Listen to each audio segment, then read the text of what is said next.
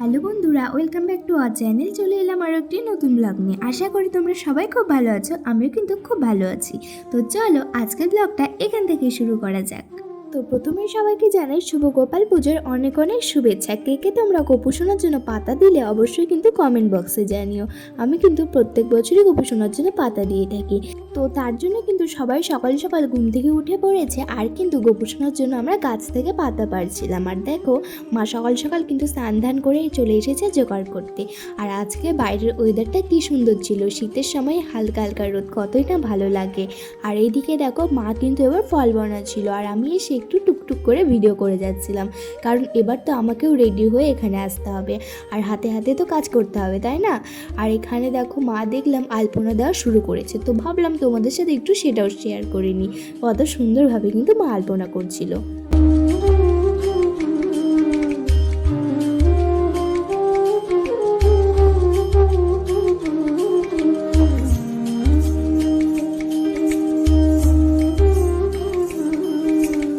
এই দেখো সকাল সকাল আমার গোপু সোনাকে কিন্তু এবার আমরা স্নান করাবো। একটু কষ্ট হচ্ছে গোপু সোনার জানি, কিন্তু স্নান তো করাতেই হবে, কারণ এখন গোপু সোনার পুজো হবে।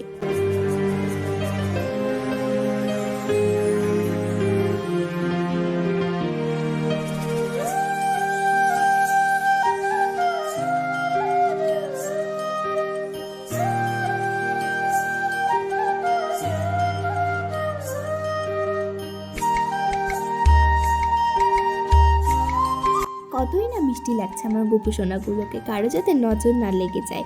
সকাল সকাল স্নান ধান করে একদম বাবু সেজে নতুন জামা পরে নিয়েছে। এবারে কিন্তু আমার মামি গোপু সোনাগুলোকে তাদের আসনে বসিয়ে দিবে, মানে যেখানে পুজো হবে সেখানে বসিয়ে দিবে।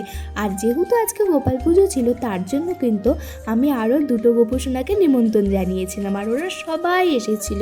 কি সুন্দর 4 বন্ধু একসাথে বসে আছে।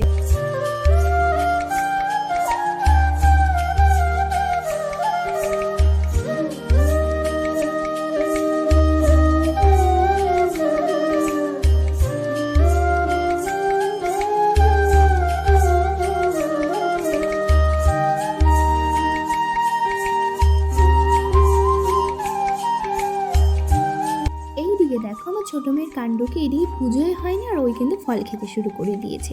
সকাল সকাল ঘুম থেকে উঠে না আর খুব ফল খেতে ইচ্ছে করছে। আমি বললাম এরকম গোপাল পুজোর দিন খেতে চাইলে ওকে একটু খেতেই দিই, বাচ্চা মানুষ কি আর হবে।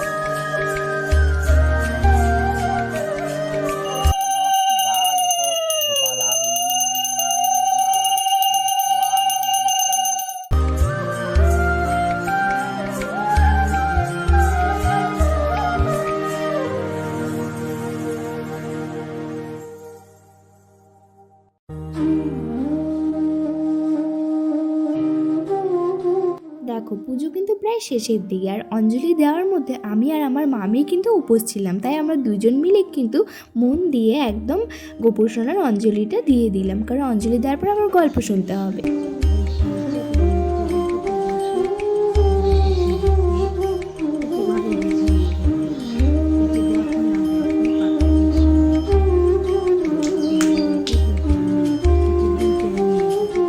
ওইদিকে কিন্তু পুজোর সব কাজ হয়ে গিয়েছে। তো দেখো গোপাল পুজোর দিন একটু খিচুড়ি না হলে হয় বলো তো, তাই মা সবার জন্য কিন্তু খিচুড়ি বসিয়ে দিচ্ছিল, কারণ সবার খুব খিদে পেয়ে গিয়েছিল। আর তোমরা যদি আমার চ্যানেলে নতুন হয়ে থাকো তাহলে চ্যানেলটিকে অবশ্যই সাবস্ক্রাইব করে দিও, তার সাথে লাইক কমেন্ট শেয়ার করতে কিন্তু একদম ভুলো না।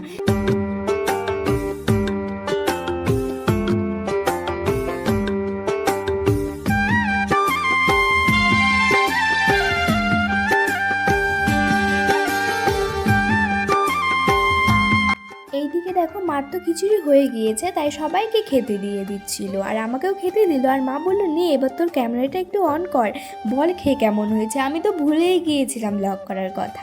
তো আজকের ব্লগটা এই পর্যন্তই। তো দেখা হচ্ছে নেক্সট কোনো ব্লগে। আজকের মতো টাটা।